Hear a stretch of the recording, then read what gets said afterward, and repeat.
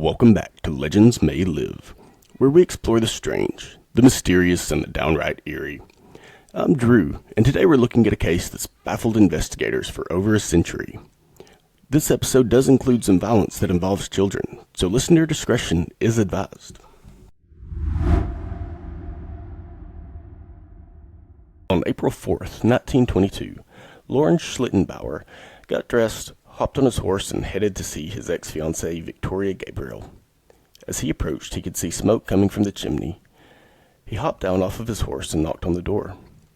When no one answered, he let himself in to find the maid, Maria Baumgartner, along with 2-year-old Joseph Gabriel, lying dead in a dried pool of their own blood. The cattle were fed, the fire was lit, smoke curled into the cold Bavarian sky, and inside the farmhouse, just beyond the warmth of that flickering hearth, the rest of the family lay slaughtered.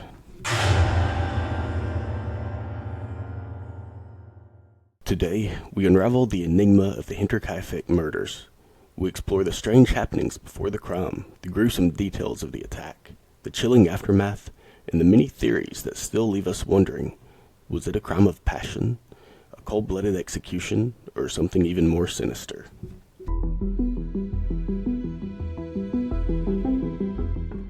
Isolated and bleak, the homestead of Hinterkaifeck sat between Ingolstadt and Schrubenhausen in rural Bavaria.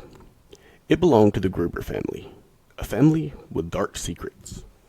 63-year-old Andreas Gruber was the patriarch and known as a hard and unkind man. He was disliked by nearly everyone in the village. His wife, Kazila, was 72 years old and kept to herself. Their daughter, Victoria Gabriel, was a widow who had 2 children, 7-year-old Kazilia and 2-year-old Joseph.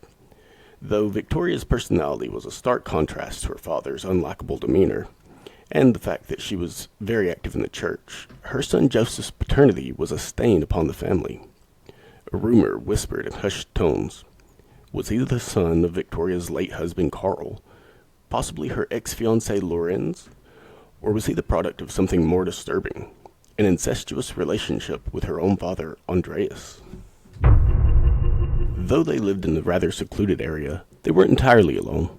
They often had hired hands, though no one could stand working for Andreas for very long, so turnover was pretty high. They also had a maid, at least until she fled 6 months earlier. She had claimed for months that the house was haunted. She would often hear strange noises coming from the attic that kept her awake at night. Sounds like someone walking or even whispering. At the start, she would investigate, but there was never anyone to be seen. Though she told the family, they would always brush off her concerns, saying it was just the wind or her imagination. Eventually, it all became too much. She wasn't sleeping, and she could no longer bear the dread that clung to the walls of that house, and she resigned her position, took her belongings, and left.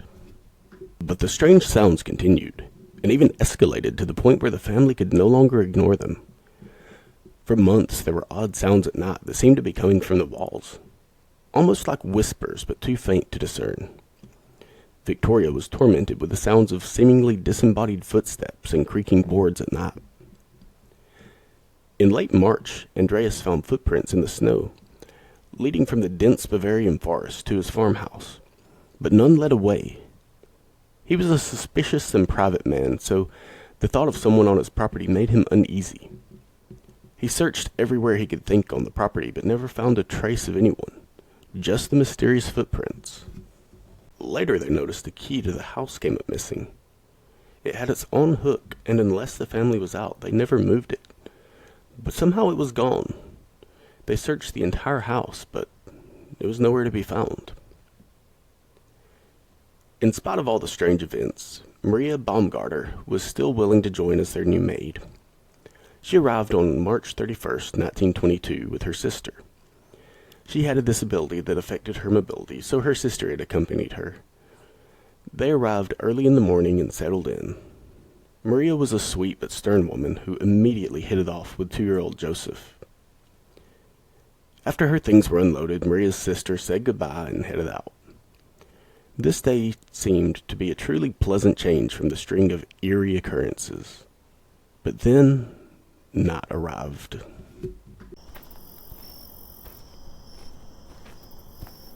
The killer's plan was meticulous. One by one, 4 members of the family were lured into the barn. Perhaps it was a noise among the animals, a disturbance that needed tending to. Maybe the killer called out in a familiar voice, drawing them out into the cold. Whatever the trick, it worked. Inside the barn, the killer waited in darkness, crouched in the shadows. Andreas was the first to make his way to the barn. Just as he gets a few feet in, from behind him in the shadows, the killer raises up a mattock, a heavy spiked tool, and brought it down onto Andreas' head. It's unknown if he died instantly, but regardless, he didn't survive for very long.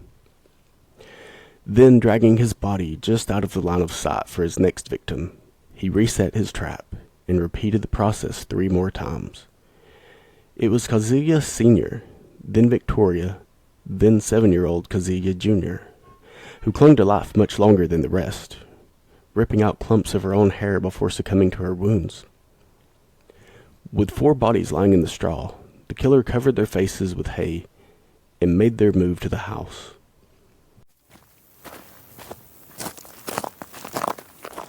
Maria, the new maid who had just arrived that day, was resting in her new room when the murderer entered and issued one swift, merciless strike to the head, ending Maria's life immediately. The killer then covered her face with a bedsheet before turning their attention to the little Joseph. 2 years old, asleep in his crib, he never stood a chance. After this final act of cruelty, he covered the child's face with Victoria's dress. For days, the farm carried on as if nothing had happened. Smoke still rose from the chimney, the livestock were fed, and meals were eaten. Someone had remained inside the house, living among the deceased. 4 days later, after Kazuya had missed school and the family were absent from church, concerned neighbor and Victoria's ex-fiancé, Lawrence, followed closely by some other neighbors, arrived to check on the family. What they found would haunt them forever. By the time the police arrived at the crime scene, it had already been trampled by curious neighbors. Any forensic clues were compromised before the first officer stepped into the farm. The bodies were examined, their injuries confirming what the scene had suggested. Each victim was killed with precision by a single weapon. Authorities interviewed over 100 people, but no single suspect stood out. The closest neighbor, Lawrence Schlittenbauer, became a prime focus, though. He was the first on the scene, leading the group that found the bodies. He handled the corpses with unsettling ease, even moving them as if he had known what to expect. Police wondered, was it the behavior of a grieving man, or the careful orchestration of a murderer? Lawrence had motive. While he was engaged to Victoria, he believed that Joseph was his son. He had even paid child support after he broke off their engagement. But somewhere along the lines, something changed. He no longer believed the boy to be his, sparking the rumors and questions of his true parentage. Former farmhands were also questioned. Had any left the farm with a grudge against Andreas? It was surely possible, as Andreas was known as a cruel man. Rumors also swirled of a soldier from the Great War, Victoria's husband Carl, who some claimed had never truly died. Others whispered about a vagrant who may have hidden in the attic for weeks, watching the family, waiting for the perfect moment to strike. Whatever the case, it seems that the killer was familiar enough with the home to live there after the massacre. They had likely been on the farm for months, creeping through the attic, perhaps coming and going through the barn and into the forest.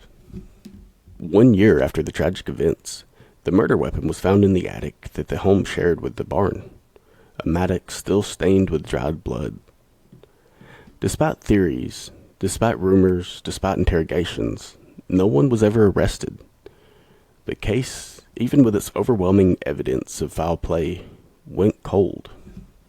That wraps up today's episode of Legends May Live. What do you think happened to the Gruber family? Was it a random vagrant, a former employee, spurned lover, or someone else entirely? You can reach out and let us know on social media or at legendsmaylive.com. If you liked this episode, make sure to subscribe, leave a review, and share with a friend who loves a good eerie tale. Until next time, keep your eyes open and keep a lookout, because it turns out legends may live.